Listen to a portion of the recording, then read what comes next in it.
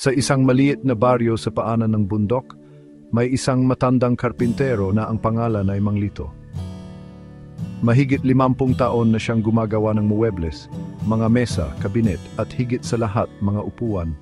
Kilala siya hindi lang sa husay kundi sa kabutihang loob niya. Isang araw, napagdesisyunan ni Mang Lito na magretiro.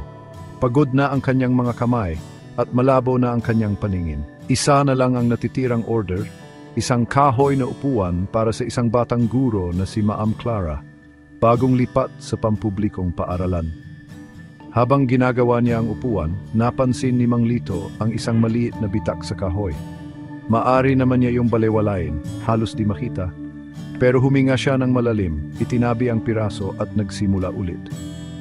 Karapat-dapat sa matibay ang upong tao rito, mahinang sabi niya. Nang i-deliver niya ang upuan, nagulat si Ma'am Clara. Sir, parang para po ito sa opisina ng mayor, hindi para sa classroom, biro niya. Ngumiti si Mang Lito.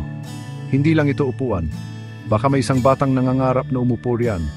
Baka isang araw siya ang magpabago ng bayan natin. Kaya ginawa ko matibay. Lumipas ang mga taon, ang upuan ay nanatili sa silid-aralan. Medyo kupas na, pero matibay pa rin.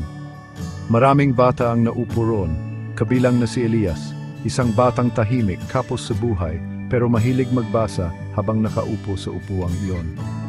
Isang araw, sinabi ni Ma'am Clara kay Elias, may talento ka. Huwag mong sayangin yan. Hindi iyon nakalimutan ni Elias. Makalipas ang ilang dekada, bumalik si Elias sa paaralan.